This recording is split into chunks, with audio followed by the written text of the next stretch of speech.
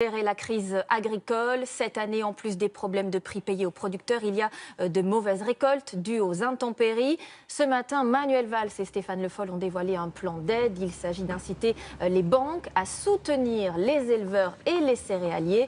À terme, les banques pourraient débloquer jusqu'à 1,5 milliard d'euros. On estime qu'aujourd'hui, en France, 100 000 exploitations sont en grande difficulté. Alors, ce dernier plan est-il suffisant ? Pertinent? Non, répond sans hésiter ce céréalier du Lot-et-Garonne chez qui se sont rendus ce matin Élise Stern et Philippe Dumail. Pour Patrick Franken, c'est une mauvaise année. Ce producteur céréalier constate les dégâts sur sa récolte de blé.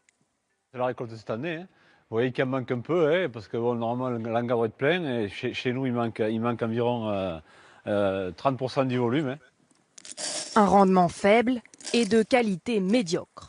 Habituellement, quand même, il est un peu plus régulier, un peu plus gros aussi. Bon, c'est pas catastrophique, mais on est quand même habitué à mieux.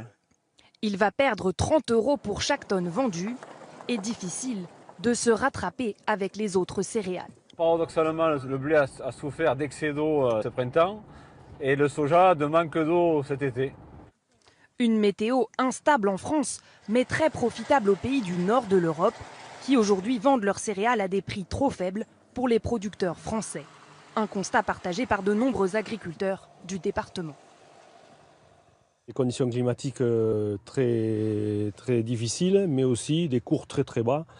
Donc ça va être difficile au niveau de la trésorerie et on espère que ça ne durera pas trop longtemps.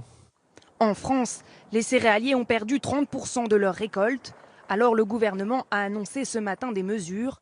L'État va se porter garant de la moitié des emprunts contractés, insuffisants selon les agriculteurs. Même si l'État garantit les prêts, c'est quand même aux agriculteurs de les rembourser, de rembourser ce qu'ils empruntent.